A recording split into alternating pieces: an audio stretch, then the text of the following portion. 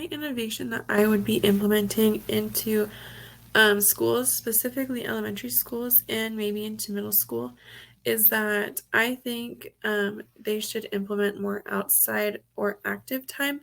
Um, I've done a lot of research on this and have noticed a trend in like recess being not as long as it used to be and not as frequent.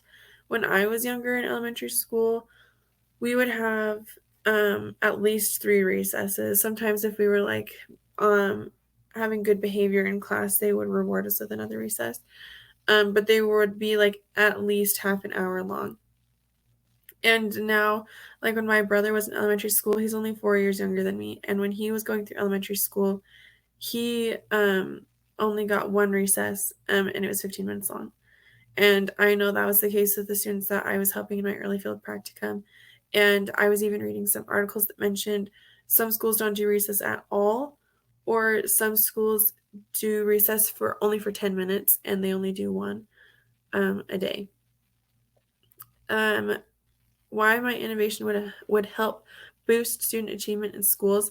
Um, in the research that I did, it has been proven multiple times by different people that children learn better when they're moving or when they're outside being active, things like that. Really, if you think about it, kids were not meant to sit at a desk for 8 hours and expect to sit perfectly still and still retain all the information that we're just like water hosing at them.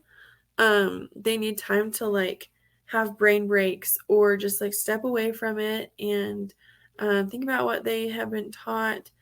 And even just to have a break has been proven to help with your memory more, just going for long periods of time. Even like as college students, they tell us not to study for long periods of time because if we take breaks, that can help us retain our information. There is also one of the things that I noticed is that there are more ADHD cases in younger kids, and I don't really know the cause for that personally, but my way of thinking is if there are more kids having ADHD, why would we expect less outside time and more time trying to sit still and still retain all the information we're giving them? That doesn't make any sense to me. Kids that have ADHD or autism or anything like that, they need time to move around and they can't just sit at a desk for hours listening to somebody talk. Um, like I said before, I don't really understand either how adults expect students to sit for so long without having breaks in between. Even like some of my teachers, when I have like an hour and a half long class, I mean I am an elementary education major, so this could be unique to me. But a lot of my teachers that I have had, if it's a class longer than an hour, they will implement brain breaks, which have really helped me. And I know they helped the other students in my class. And when I did my early field practicum, they also had brain breaks.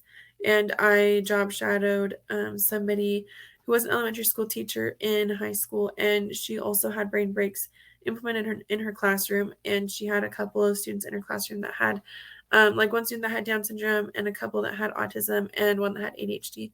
And it just really helps to be able to like get the wiggles out. Um, but yeah, um, I thought it could be implemented by having some outdoor classrooms, like obviously depending on the budget. It doesn't even need to be anything fancy. I had an outdoor classroom in high school, um, and nobody ever used it. So just like if you have those resources, I think they're really beneficial to use. I know a lot of schools that have them and don't use them, which is really unfortunate, but I think they could be put to really good use. Also, just having like any space in the front of the school, or like if you have the front lawn, just to go outside and maybe just take a break, or to maybe teach your lesson outside instead of inside, or have a lesson that's more interactive and physical instead of just having them sit and listen. I also think if I could do anything and it would just like all work out, I would require a minimum amount of recess time. I think 10 minutes is ridiculous. I think it should be longer than that. I think it should be at least 15.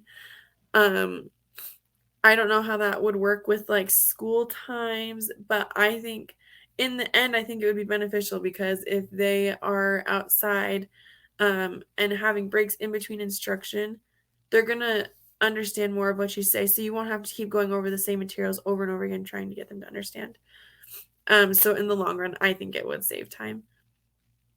But also just having like a minimum time would kind of level the playing field because I know some schools that, like I said, only have 10-minute recesses and they only have one. Um, but I also know some schools that still will have two recesses for 15 minutes.